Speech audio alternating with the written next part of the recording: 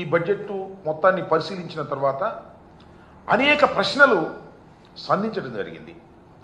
కానీ ఆ ప్రశ్నలకు నిర్మాణాత్మకమైన సమాధానాన్ని కూటమి ప్రభుత్వంలో ఎవ్వరూ ముందుకొచ్చి సమాధానం చెప్పలేనటువంటి దుస్థితిలో వారు ఉన్నారని క్లియర్గా అర్థమవుతుంది. సూపర్ 6 అన్నారు, సూపర్ 7 అన్నారు. ఇవి కాక 143 హామీలు చంద్రబాబు నాయుడు గారు ఇచ్చారు ఎన్నికలకు ముందు. అధికారంలోకి వచ్చిన తర్వాత ఏ ఒక్క హామీని కూడా పూర్తిగా నెరవేర్చేటటువంటి దాఖలాలు లేవు. బడ్జెట్ను పరిశీలిస్తే అన్ని అరకొరగా ఇచ్చారు. కొన్నిటికి అసలు కేటాయింపులు కూడా ఇవ్వకోకుండా మేము సూపర్ 6ను అమలు చేయబోతున్నాం అనేటువంటి మాట మాట్లాడుతూ ఉన్నారు.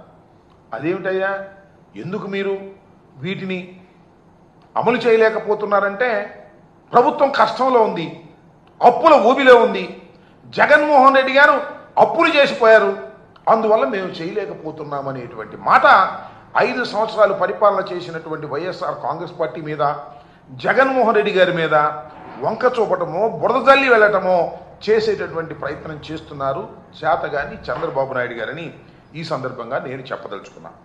అప్పుల విషయానికి వచ్చినప్పుడు చాలా తిప్పలు పడతా ఉన్నారు చంద్రబాబు నాయుడు గారు, చంద్రబాబు నాయుడు గారి కుమారుడు రకరకాలుగా చెప్తున్నారు అప్పుల గురించి. చంద్రబాబు నాయుడు గారు ఏమన్నారంటే, ముఖ్యమంత్రిగా ప్రమాణ స్వీకారం చేసిన తర్వాత జగన్మోహన్ రెడ్డి గారి ప్రభుత్వం 14 లక్షల అప్పు చేసింది, 14 లక్షల కోట్ల రూపాయలు అప్పు చేసింది అన్నారు. మళ్ళా తర్వాత మాట్లాడితే 12 లక్షల అప్పు అన్నారు. తర్వాత గత సంవత్సరం 10 లక్షల కోట్లు అని గవర్నర్ చేత చెప్పించారు. చివరికి బడ్జెట్లో చూస్తే ఆయన ప్రవేశపెట్టినటువంటి బడ్జెట్లోనే కాగ్ లెక్కల ప్రకారం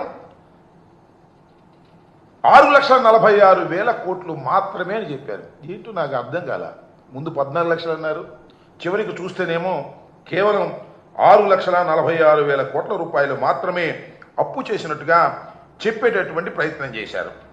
అంతేకాదు, మొన్న ప్రవేశపెట్టినటువంటి బడ్జెట్ను ఒకసారి పరిశీలన చేస్తే ఎట్ ఏ గ్లాన్స్ అని మొత్తం ఒక రిపోర్ట్ ఉంటుంది. దానిలో అప్పులేంటి ఇవన్నీ కూడా వివరంగా ఉంటాయి. ఎట్ ఏ గ్లాన్స్ దానిలో అసలు ఆ పట్టిక లేకుండా తీశారు.